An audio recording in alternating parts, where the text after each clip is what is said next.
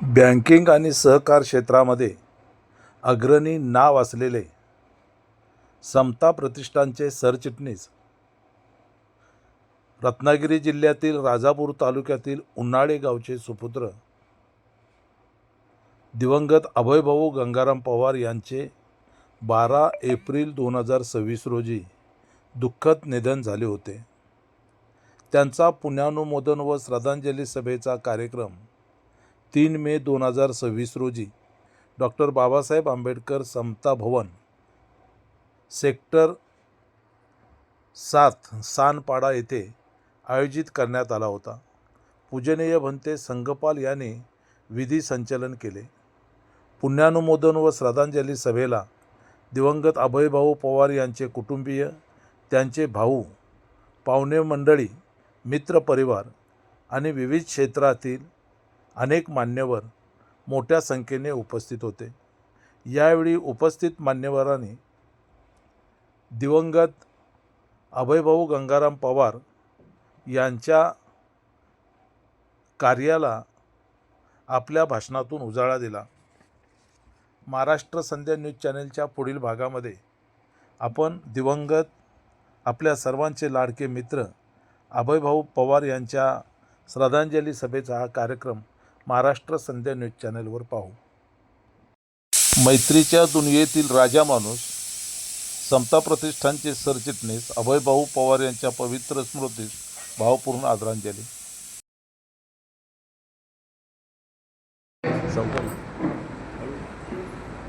अभय पवार आणि माझं नातं हे मामा भाच्याचं जरी असलं तरी खूप हे नातं वेगळं होतं. मैत्री नात्याच्या पलीकडचं हे नातं होतं आमचं. मला आठवतं ज्यावेळी मी 10वी पास झालो आणि माझे मामा अभय पवार हे माझ्या घरी आले होते. माझे वडील नसताना, वडील माझ्या हयात नसताना या मामांनी मला तिथून सुरुवात केली मार्गदर्शन करण्याची. आणि तेव्हापासून तो माझा पहिला संपर्क आला त्यांच्या मध्ये. आणि हळूहळू आमचं नातं मामा भाच्याचं न राहता कधी आदराचं पवार साहेब आणि त्या आदराने मला म्हात्रे साहेब बोललं हे आमचं माझं आम्हालाच कळलं नाही. आणि जी काही सुरुवात त्यांनी झाली आमची, त्यांच्या मनात काही असेल जीवनामध्ये ते माझ्यापासून लपून राहिलं नाही आणि माझ्या जीवनात काही असेल तर त्यांच्यापासून लपून राहिलं नाही. भारतीय घटनेचे शिल्पकार महामानव परमपूज्य डॉक्टर बाबासाहेब आंबेडकर, सर्वप्रथम त्यांना माझं त्रिवार वंदन. आज या ठिकाणी माझे मित्र अभयभाऊ पवार यांना सर्वप्रथम मी भावपूर्ण श्रद्धांजली वाहतो. खरं म्हणतो तर अभयभाऊ एक माझे मोठे भाऊच मानले जातो मी. कारण की एक मित्राचं नातं आणि भावाचं नातं आणि मित्राच्या नात्याच्या पलीकडे आमचं एक भावाचं नातं होतं. मी ज्या दिवशी ही घटना घडल्यानंतर माझ्या कानावर पडलं, मला म्हणजे शॉकच बसला. आणि म्हणजे मी यकीनच नाही केलं की असं होऊ शकतं म्हणून. आणि खूपच वाईटच वाटलं, माझ्या मनाला खूप वेदना झाल्या. आजही मी ज्यावेळेस माझा मोबाईल बघतो त्यावेळेस असं वाटतं की अभय भाऊंचा कॉल येईल, मला अभय भाऊ मला मेसेज करेल.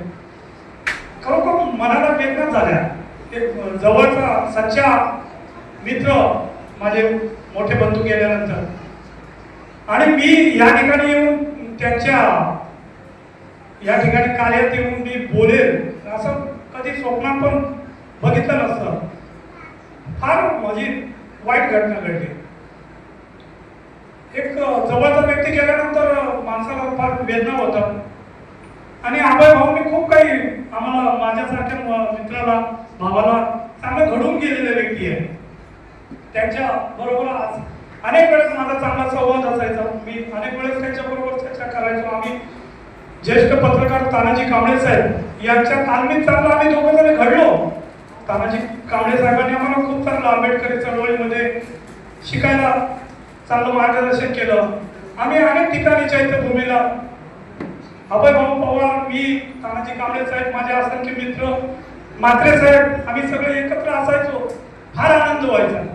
अभय बाबू पवार साहेबांबरोबर बसायला बोलायला फार एक वेगळंच वाटायचं. आणि त्यांच्याबरोबर मी राहत असताना बोलत असताना मला नेहमी त्यांनी मार्गदर्शन दिलं. मला नेहमी अभयभाऊ पवारांनी प्रोत्साहन केलं. अभयभाऊ पवार यांनी सामाजिक कार्य हे त्यांचं फार मोठं होतं. ज्यावेळेस आम्ही त्यांच्या घरी गेलो होतो, त्यांची भेट घ्यायला, त्यांच्या कुटुंबाची भेट घेतली, त्यांची भेट घेतली, फार बरं वाटलं. खूप दिवस झाले अभयभाऊ पवार भेटले नाही. माझा वाढदिवस आताच गेल्या 1-1.5 महिन्यापूर्वी झाला. त्या वाढदिवसाला सुद्धा अभयभाऊ पवार साहेबांनी मला शुभेच्छा दिल्या. फार म्हणजे विचित्र वाटतं की माझा मित्र गेला. इथपर्यंत कसं तरी आलो मी तानाजी कांबळे साहेबांबरोबर, पण वाईट वाटत होतं. पण आज बोललो पाहिजे ना, नाही बोललो तर त्या मित्राबद्दल माझ्या मनातल्या वेदना समजणार कसं त्यांच्या गावच्या लोकांना, माझ्या सगळ्या जवळच्या माणसाला. मी भाषणामध्ये फार आक्रमक आहे, फार कॅन्सर म्हणून काम केलेला मुलगा आहे, तानाजी कांबळे साहेबांच्या तालमीत राहिलेला मुलगा आहे. खूप आम्ही दोघांनी काम केलेले आहे. पण असा क्षण येईल माझ्या मित्राच्या बद्दल मला बोलायला क्षण भेटेल असं मला फार वाईट वाटतं. खरोखर अभयभाऊ पवार एक पॅन्थर होते. अभयभाऊ पवार यांचं सामाजिक कार्यात खूप मोठं योगदान होतं. चळवळीमध्ये त्यांनी खूप चांगलं भरीव काम केलेलं आहे. एक चांगल्या बँकेमध्ये ते मोठ्या पदावर काम केलेलं आहे आणि चांगल्या सामाजिक कार्यामध्ये त्यांनी आणि मी, तानाजी कांबळे साहेब आणि असंख्य आमच्या मित्रपरिवारांनी त्यांच्याबरोबर काम केलेलं आहे. मी त्याचा खूप जवळून राहिलेला मुलगा आहे, खूप जवळून. खूप आम्ही आठवड्याला एकदा तरी दोघं जण फोनवर बोलायचो. खूप मला चांगलं मार्गदर्शन दिलं. अभयभाऊ पवार तुम्ही एवढ्या लवकर जाताल मला सोडून आणि आमच्या या सर्व परिवाराला सोडून जाणार एवढं तर मी कधी विचारही केला नव्हता स्वप्नात. खरंच मनाला वेदना झाला, वेदना.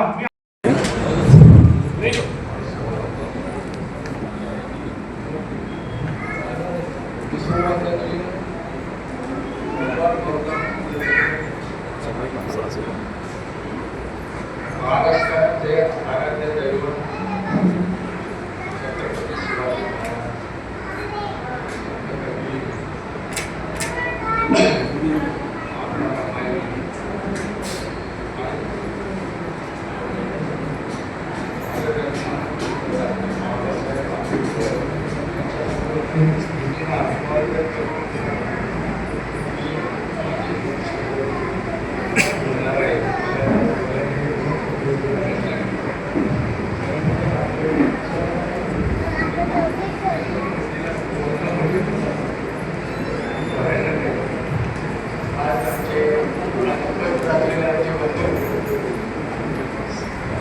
आंबेडकर समाज पुरस्कार विजेते महाराष्ट्र संघाचे संपादक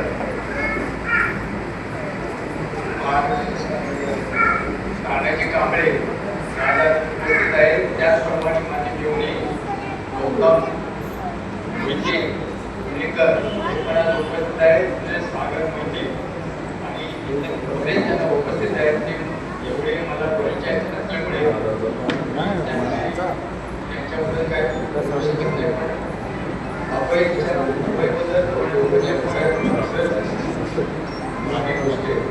कारण तो लहान असताना कारण आम्ही त्यांचे वडील आहेत समाज सुधारक असे कामाचे काम करायचे. जास्त उदार रेल्वेमध्ये कॅशेस होते आणि मी ज्या संदीप कोतांकर हे त्यांना माहीत आहे की आम्ही एकत्र वाढलेले आहे. त्याच्या वडील आमच्याबरोबर होते. आम्ही त्यामुळे म्हणजे या लहान असताना सांगायची गोष्टी म्हणजे त्याचे वडील आणि आई पिताई मला आठवण जायला सांगितलेलं इथे गेलो ना मला सांगायचं पाहिजे तुमची पुण्याची जी काही आलं तरी मला पाहिजे, मला सांगायची थोडं घेऊ आपण. विशेष सांगायचं म्हणजे त्यांना सर्व आज मोटरसायकल घेतली, फोर व्हीलर घेतली आणि त्याच्या सगळे त्याच्या मुलाबरोबर त्याला पण आहे. आणि सांगायची गोष्ट म्हणजे सांगायची गोष्ट काय, त्याचं काम करणं हे अतिशय म्हणजे सुंदर असं असेल, लय काम करतो ही गोष्ट केली असं केलं. आणि मला कळतं माझ्यातून माझा मोठा मुलगा आणि आता मी त्याच्याबद्दल काय बोलू शकतो एवढं सांगू शकतो. वेगळ्या गोष्टीत त्याला भाजपचा मागासवर्गीय सेलचा सेक्रेटरी होते, विजय गिरकर बरोबर जे आमच्याबरोबर आम्ही त्यांच्याबरोबर वाढलो त्यांचे तर राईट एंड होते. असे अभय पवार हे काम करण्यात त्यांच्या वडिलांना वाटायचं की माझ्यानंतर मुलं काय करतील असं त्यांना नेहमी वाटायचं. मागे काय करणार म्हणजे माझ्यानंतर याला कोण बघायचं. पण अभय पवार हे पवारचं सर्व स्वभाव सर्व काम करून त्यांना कांदापुरामध्ये वडील त्यांना कामाला घेतलं आणि त्यांना आपलं नाव घेतलं. अशा या माझ्या जास्त काय बोलतात नाही. माझे बंधू नाण्याची कांबळे हे त्याच्यानंतर माझ्या बोललेलं आणि भक्तीचे नाव नमस्कार करतो. संदेश देणारे विश्ववंदनीय तथागत भगवान गौतम बुद्ध, भारतीय राज्यघटनेचे शिल्पकार महामानव बोधिसत्व परमपूज्य डॉक्टर बाबासाहेब आंबेडकर आपल्या या सर्व आदर्श महापुरुषांच्या विचारांना त्रिवार अभिवादन करून आज या ठिकाणी आपल्या सर्वांचे लाडके मित्र, सर्व पाहुण्यांचा लाडका, सामाजिक क्षेत्रामध्ये सहकार क्षेत्रामध्ये प्रभावीपणे काम करणारे माझे अत्यंत जवळचे मित्र अभय भाऊ पवार यांच्या पुण्यानुमोदन आणि श्रद्धांजली सभेच्या निमित्तानं या ठिकाणी आपण एकत्र जमलेलो आहोत. सर्वजण दुःखद अंतःकरणाने या ठिकाणी जमलेलो आहोत. हा कार्यक्रम पूज्य भंतेजी यांच्या भंते संघपालजी यांच्या आधिपत्याखाली हा कार्यक्रम होतोय. या कार्यक्रमाला तामणकर मामा असतील, पद्माकर इंगळे असतील, सचिन म्हात्रे असतील, अजय खंडागळे असतील, आता जे बोलले ते आमचे मोठे भाऊ राजादादा भोकर, प्रभाकर मोसमकर, अभयच्या बँकेतील या ठिकाणी आलेले अधिकारी असतील, कर्मचारी असतील. आजच्या या दिवसाच्या निमित्तानं अभयच्या बद्दल काय बोलायचं आणि कुठून सुरुवात करायची हा माझ्या समोर प्रश्न आहे. मी आपल्याला सांगेन की 20 वर्ष झाले असतील आमच्या सचिन म्हात्रेंनी या ठिकाणी अभयच्या बद्दल सांगितलं. थोड्या वेळापूर्वी आमचे अंकुश शिवाळे बोलले. आपल्याला मी सांगेन की समता प्रतिष्ठान नावाचा एक ग्रुप आम्ही सोशल मीडियावर 8-10 वर्षापूर्वी काढला आणि या ग्रुपचा प्रमुख आमचा अभय होता. अभय खरं तर समाजामध्ये अभय भाऊ पवार म्हणूनच लोकप्रिय होता. पण अभय माझ्यावर एवढं प्रेम करायचा की अभयने मला कधी भाऊ बनायला दिलेलं नाही.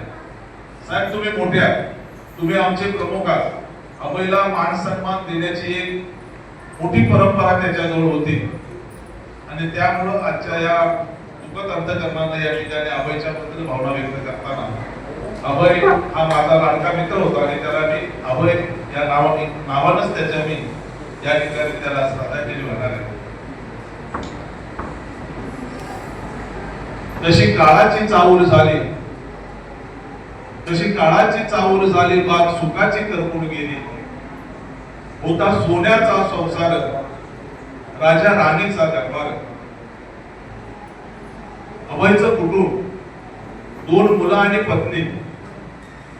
अभयचं मोठं स्वप्न होतं, आपली मुलं मोठी झाली पाहिजे, आपली मुलं शिकली पाहिजे. खरं तर अभयची मुलगी वकिलीमध्ये शिकायला पाठवली, ती सुद्धा काही वर्षापूर्वी आमची चर्चा पण झाली होती. अभय, आम्ही राजकारणामध्ये आपण काम करतो, समाजकारणामध्ये आपण काम करतो, आणि हे काम करीत असताना आपल्या घरामध्ये आपलं एखादं मूल वकील असलं पाहिजे, म्हणजे आपल्याला अधिक ताकदीनं लढता येईल, काम करता येईल. या आमच्या चर्चा 18 वर्षापूर्वी झाल्या होत्या, आणि अभयने ते मनात ठेवलं, आणि आज अभयची मुलगी काही दिवसातच मुंबई हायकोर्टाची वकील म्हणून बाहेर पडणार आहे. खरं तर अभयचा हा सगळा सोन्यासारखा संसार चाललेला आहे.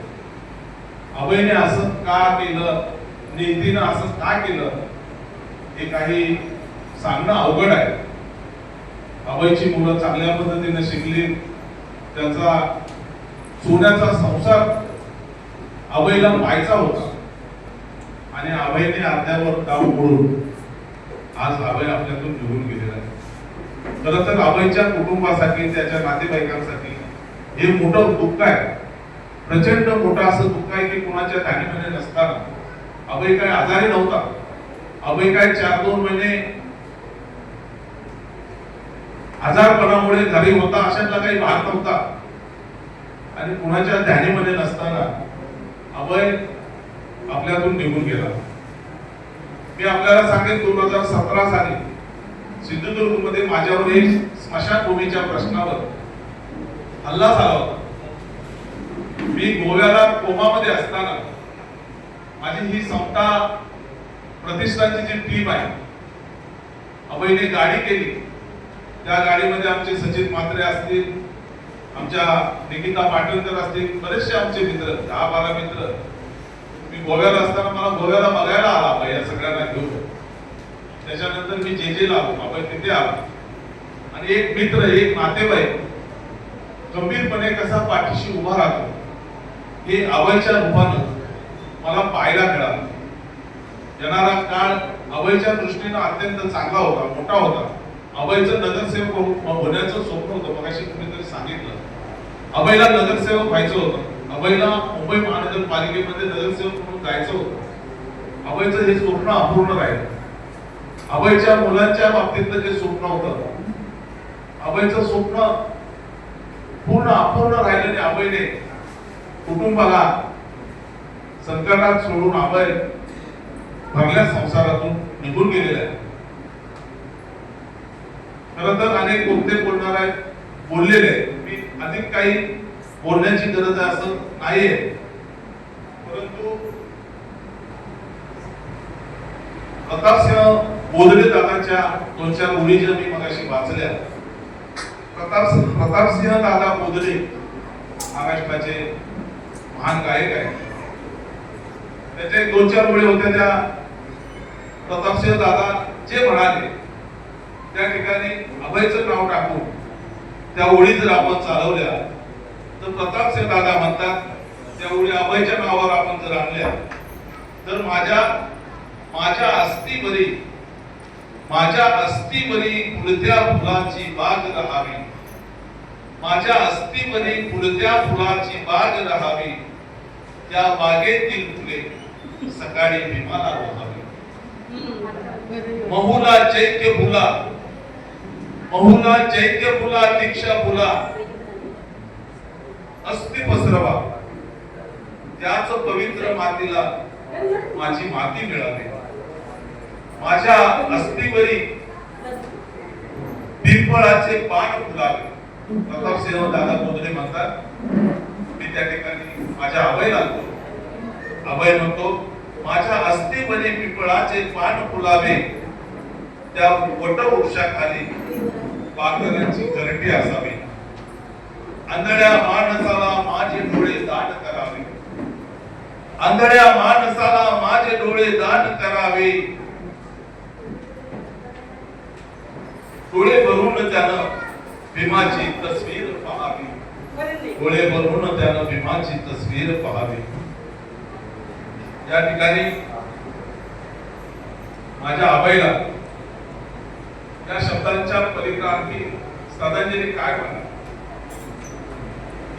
मगाशी आबाई आमचा सचिन बोलला, अंकुश त्या ठिकाणी बोलले. आम्ही हे सगळे जीवाभावाचे मित्र आणि आबाई या सगळ्यांना आपल्या कुटुंबाला, नातेवाईकांना, आम्हा मित्र परिवाराला सोडून गेला. म्हणून मी जाताना सांगेन की अभय असा जन्म लाभावा, देहाचे चंदन व्हावे. अभय असा जन्म लाभावा, देहाचे चंदन व्हावा. गंध संपला तरी दरवळ सुगंध दरवळत राहावा. अभय आता सहवास जरी तुटला तरी स्मृती सुगंध देत राहील.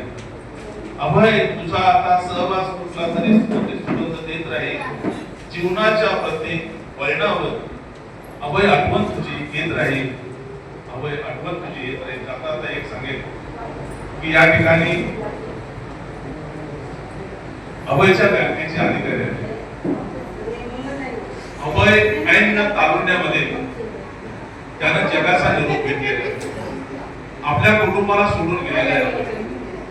अजून तसं म्हटलं तर अभयची मुलं खूप लहान आहेत, शिकतायत आणि अभयच्या संसाराचा संपूर्ण डोलारा हा आज कोसळलेला आहे. मी राधापूर बँकेच्या नंतर आता जी मालाड सहकारी बँक आलेली आहे त्याच्यामध्ये विलीकरण झालेलं आहे. या ठिकाणी ते अधिकारी आलेले आहेत. तिथं बसलेला आमचा हा सगळा जो समाज आहे, अभयवर प्रेम करणारे सगळे नातेवाईक असतील, कुटुंब असेल, मित्र परिवार असेल, पाहुणे मंडळी असतील, समाज बांधव असतील, या सर्वांच्या वतीनं मी या बँकेच्या अधिकाऱ्यांना विनंती करेन, या ठिकाणी जे अधिकारी आलेले आहेत त्यांना विनंती करेन की त्यांचं जे संचालक मंडळ असेल, त्यांचे डायरेक्टर असतील, अध्यक्ष असतील, या सगळ्यांना आजच्या या अभयच्या पुण्यानुमोदन आणि श्रद्धांजली सभेच्या निमित्तानं आम्हा लोकांचा एक आग्रह आहे की अभयची मुलगी असेल किंवा अभयचा मुलगा असेल, त्या बँकेमध्ये अभय काम करीत असताना एक तारुण्यामध्ये त्याने जगाचा निरोप घेतलेला आहे आणि अभयचं कुटुंब अभयच्या पाठीमागे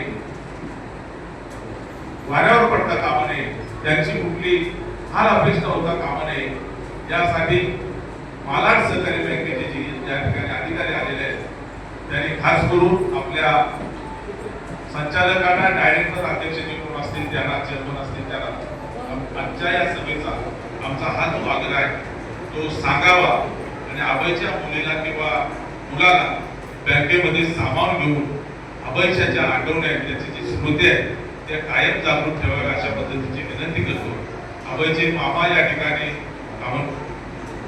मामा आहेत, ते सुद्धा त्या ठिकाणी याचा पाठपुरावा करतील, प्रयत्न करतील अशा प्रकारची मी त्यांना विनंती करतो आणि माझ्या या लाडक्या भावाला, माझ्या या लाडक्या मित्राला विनम्र व्हाव्यासाठी भावपूर्ण श्रद्धांजली, विनम्र अभिवादन करतो आणि माझे लाभलेले दोन शब्द सांगतो.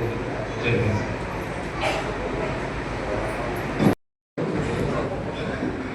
अभय आणि माझा लहान भाव आम्ही एकत्र जाईपासून इथपर्यंत एकत्र शिक्षण, एकत्रच आम्ही झालेलो होतो, एकत्रच लहानाचे मोठे. परिवार मोठे झाल्यामुळे आमचं घर माझ्या वडिलांनी विकून आम्ही 90ला पुणेला राहायला गेलो. 2-3 वर्षानंतर अभयचे सुद्धा त्यांनी घर विकून ते नावासोबत राहायला गेले. तिथे गेल्यानंतर सुद्धा आमचं जाणं येणं असायचं, एकमेकांना नेहमी भेटायचो. तो माझ्या घरी यायचा, मी त्याच्या घरी अभय गेला. माझं बोलणं झालं नावाचं रात्री, अभय मला बोलला, मला त्रास होतोय. पाणी द्या त्याला जरा. त्याचा 2019 पाहुण्यात झाला होता. मला फोन केला, मला मी येईन नको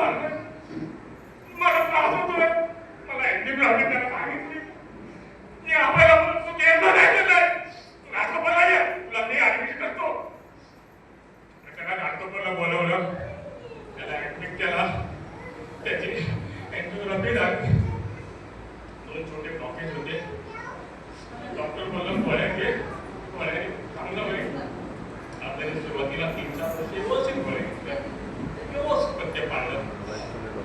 मागे 2 वर्षापासून त्यांनी स्वतःकडे खूप दुर्लक्ष केलं.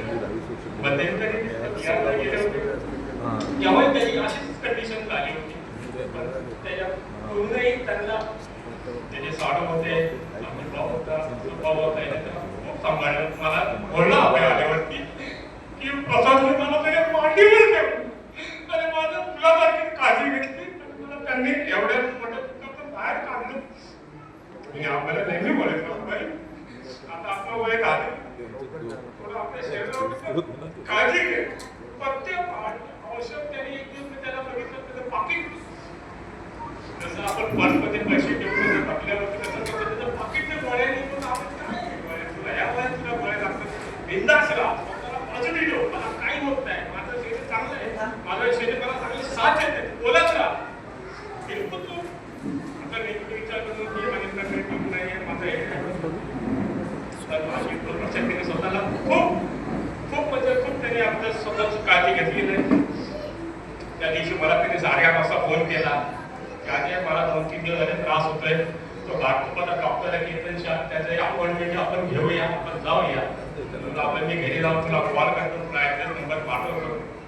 मी 10 वाजता घरी गेलो, 10 वाजता त्याला कॉल केला, आपण तुला नंबर व्हॉट्सअप केला, ॲड्रेस व्हॉट्सअप केला, उद्या फोन कर आणि आपण जाऊ. बायका मला बोला मी इकडे येईल.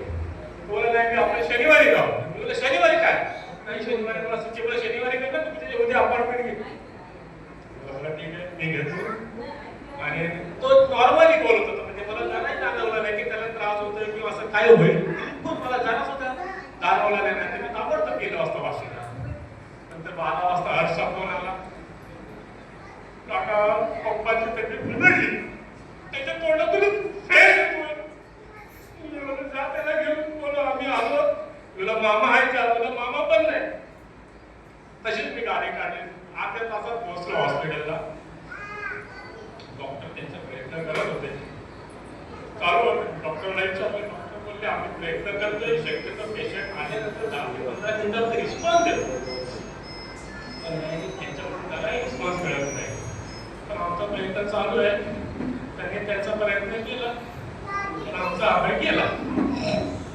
त्याने जर काळजी घेतली असती तर तुला जाणवतं की तुला चुकतंय, तुला सावकारा दम लागतं. तर तुम्ही जर हॉस्पिटलला घराच्या बाजूला हॉस्पिटल आहे, असंही नाही की फायनान्शियल प्रॉब्लेम आहे, चांगले मेडिक्लेम करताना जागा त्याची काळजी सगळं काही व्यवस्थित चालत असतं. निव्वळ त्याच्यात स्वतःकडे दुर्लक्ष, त्या दुर्लक्षाचे परिणाम बाबा तू तर गेलास, तुझ्याकडे जो परिवार आहे, मुलं आहे, यांचं लग्न आहे.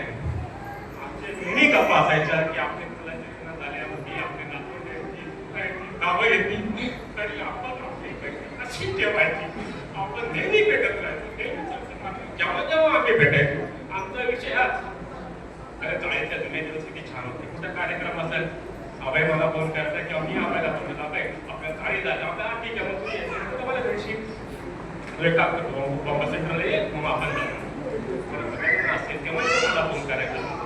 लग्न असो, कार्य असो, आम्ही सोबतच कुठेही गेलो, चाळीमध्ये आपल्या एरियातला असतो. आणि अभयनी खरं बघायला गेलं तर अभयनी संध्याकाळपर्यंत रविवारी सुट्टी असली, अभय कुठे नाही मी इकडे कार्यक्रमाला आलो, अभय कुठे नाही मी इकडे आला. अरे कुठे रविवारी एक सुट्टी असते, कशाला सापडा नाही.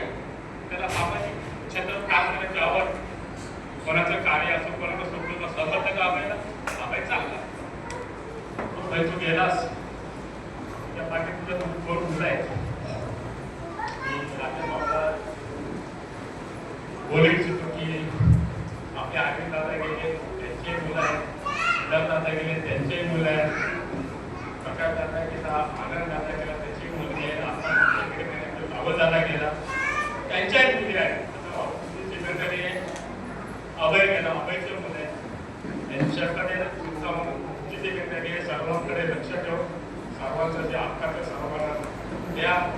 आणि मी अभयला तर सांगायची गरज त्या अभयच्या परिवाराला जेव्हा जेव्हा त्यांच्यासाठी जे जे जे काय मला करता येईल 24 तास हजर आहे. कधी फोन करा, हर्ष बाबा रे बाप्पाने तुला एवढा चांगला बिझनेस उभा करून दिलाय. माझी विनंती आहे तुला, खरोखर बिझनेस चांगला सांभाळतोस, पुढेही चांगला सांभाळायचे. पप्पांची जे स्वप्न होते ते तुला पूर्ण करायचे. तर मी इथंच लावतो. तथा भगवान गौतम बुद्ध बौद्ध परमपिता डॉक्टर बाबासाहेब आंबेडकर यांच्या स्मृतींना भेटून अभिवादन. आजच्या या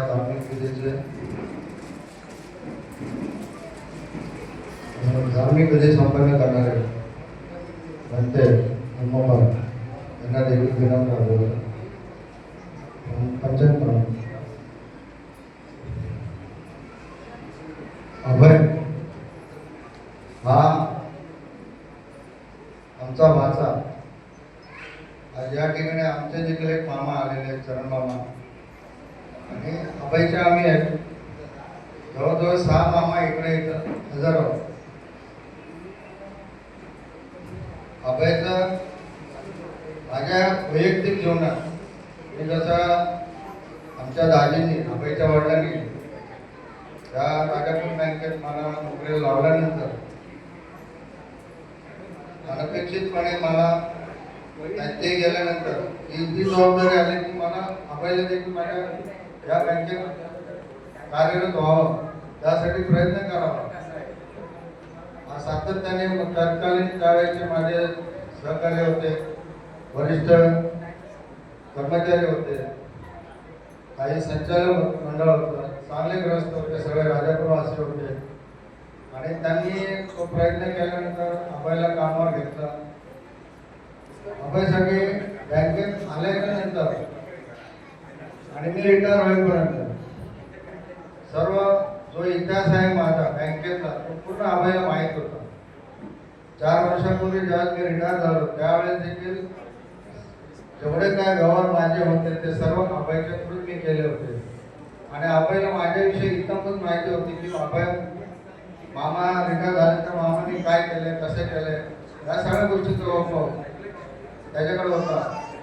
एक आशा होती की माझ्याविषयी आज माझ्यानंतर मी माझा जो जीवन परिचय होता तो अभय सांगेल लोकांना. फक्त हे दुर्दैव आलं की आम्हा मामांनाच त्याच्याविषयी बोलावं लागतं. त्याच्या जाण्याने निश्चितपणे आमचे कुटुंबातले फार मोठे प्रॉब्लेम निर्माण झालेले. त्याचा आजोळा असो किंवा त्याचं पौर कुटुंब असो, मित्रपरिवार असो, या सर्वांचेच प्रॉब्लेम निर्माण झालेले. परंतु दुःख आपण तथागतांच्या नित्यनियमाप्रमाणे जन्म आहे तर मृत्यू आहे, आपल्याला त्याला सामोरं जायचं धीरपणाने. कारण अभय हा नेहमी प्रत्येक गोष्टीत कुटुंबाच्या मित्र मंडळीच्या सगळ्यांच्या तो सातत्याने पाठीशी असायचे की जेणेकरून त्याचं सांत्वन तो कसा तरी उभा राहावा आणि त्यांनी पुढची दिनचर्या पूर्ण करावी. मी आज आमच्या सर्व मामा इकडे आलेले, गौतम मामा असतील, राजेश मामा असतील, उत्तम मामा असेल, संजय मामा आहे, मिलिंद मामा आहे, या सर्वांच्या वतीने तसेच त्याचे दोन्ही साडवे अमित भाऊ असेल, प्रसाद असेल, विशाल असेल, त्या आणि त्यांचा जो मित्र परिवार आहे. मी खऱ्या अर्थाने आता अभयमुळे त्या लोकांना मी पोरका झालेले आहे.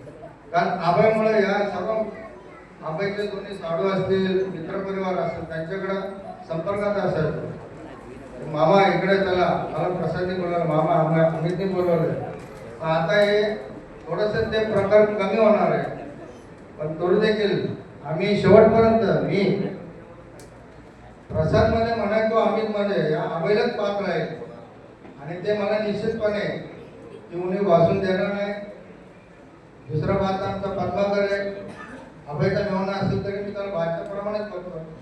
तो देखील हे नातं आमचं असंच कायम ठेवेल एवढीच अपेक्षा करतो. आमच्या सर्व माझ्या आजोळ पेडामकर मोहिते परिवार आणि माझा तामणकर परिवार या दोन्ही परिवारातर्फे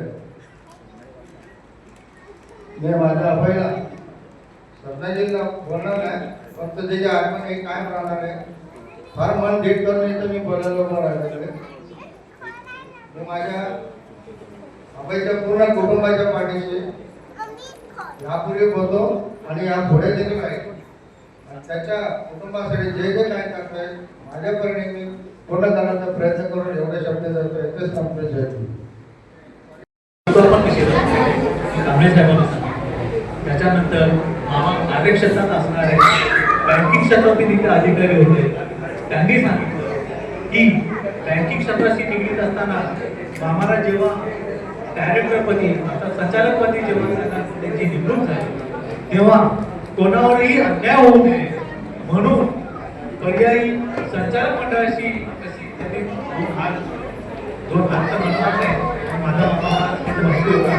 त्याच्यामुळे आपल्या शब्दाच्या रूपाने त्यांनी कसं त्या संचालक मंडळाला जिंकून न्याय समता याची परंपरा त्यांनी अखंडित ठेवली. असं हे नेतृत्व, असे वादळ, जे वादळ यापूर्वी अभय गंगाराम पवार नावाने ओळखलं जात होतं, ते वादळ आज कायमचं थांबलं, कायमचं थांबलंय आणि या कुटुंबातून निघून गेलेलं आहे. मी सत्तागतांना विनंती करेन की आता माझ्या भावाने सुभाष म्हात्रे किंवा सचिन म्हात्रे यांनी सांगितलं की आम्ही आमच्या मामीला आदराने कधी मामीच म्हटलं नाही, तिला आम्ही फक्त असं म्हटलं. अशा मामी बरोबर आज आम्हाला आमचं मामा पहिला आठवे आणि नंतर मामी आठवे. त्या मामीला आम्हाला मामी म्हणत होतं, आम्ही कधी मामीच म्हटलं मामी. आणि आता चालता मी आम्हाला मागतो की आम्ही कधी मामी नाही म्हटलेलं आहे. असो, हर्ष असेल, सेजल असेल, तुम्हाला सांगतात की या जगात, या पृथ्वी तलावरती कुठलीही वस्तू अशी नाही नाश होत नाही, अंत होत नाही. परंतु आमचे लोक जीवनात असं कधीही वाटलं नसतं आणि त्या मागे भ्रमण करायचं आहे. त्यामुळे तुम्हाला तुमचं सक्षम व्हायचं आहे, तुम्हाला तुमचं कठोर व्हायचं आहे, तुम्हाला तुमचे निर्णय घ्यायचे. अशी निर्णय घेत असताना आम्ही कुटुंबातील व्यक्ती नेहमी समजू नका.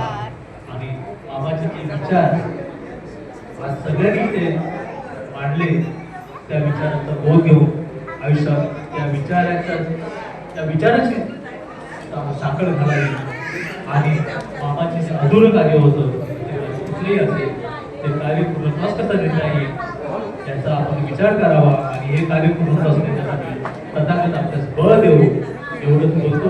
आणि हा शोक सभेचा कार्यक्रम संपला असं मी उन्हाळे मंडळाच्या वतीने आपल्या सर्वांस जाहीर करतो. पुढील विधीचा कार्यक्रम पुन्हा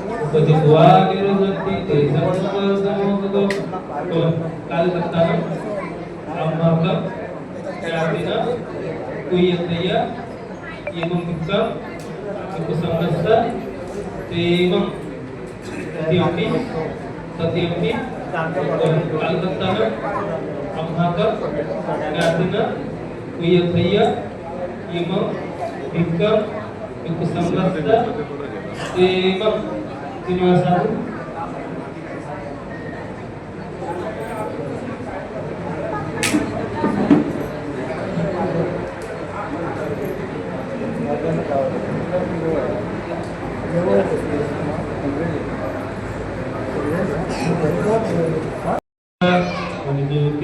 ज्योतिरसोयदा बाहो सर्वमङ्गलं रक्षन्तु सर्वदेवता सर्वबुद्धानुभावेन सदा सुखी भवन्तु ते बाहो सर्वमङ्गलं रक्षन्तु सर्वदेवता सर्वधर्मानुभावेन सदा सुखी भवन्तु ते बाहो सर्वमङ्गलं रक्षन्तु सर्वदेवता सर्वसंस्थानुभावेन सदा सुखी भवन्तु ते.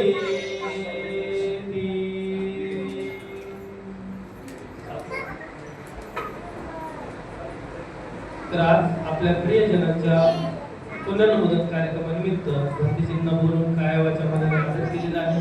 भंतेजींना श्रेष्ठ असं भोजनदान, श्रेष्ठ असं जीवनदान, बलदान, जे काही दान पुण्य तुम्ही या ठिकाणी केलेलं आहे, या पुण्यबळाने तुम्हा सर्वांना सुख, शांती, समाधान, आयुष्य, आरोग्य, यश, बळ प्राप्त हो.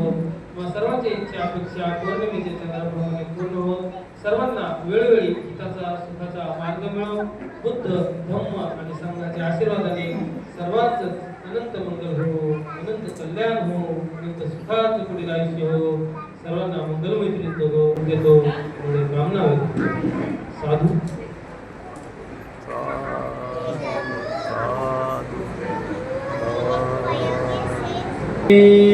शरणं हरियं बुद्धो मे शरणं वरं एतेन सत्यवचेन होतु मे जयमङ्गलं. नत्थि मे शरणं हरियं धम्मो मे शरणं वरं एतेन सत्यवचेन होतु मे जयमङ्गलं. नत्थि मे शरणं हरियं संघो मे शरणं वरं एतेन सत्यवचेन होतु मे जयमङ्गलं. साधु साधु साधु.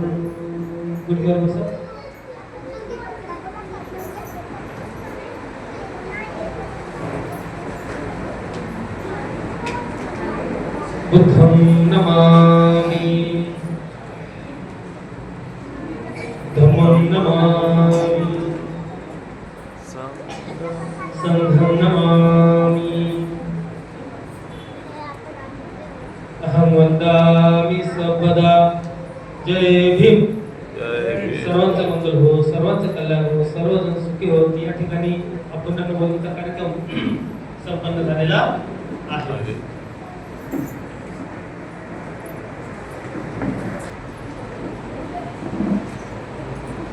कालकथित व्यक्तीचा चेहरा आपल्या समोर डोळ्यासमोर आणून त्यांना सुगती प्राप्त होण्यासाठी त्यांना मंगलमैत्री द्यायची आहे सर्वांनी.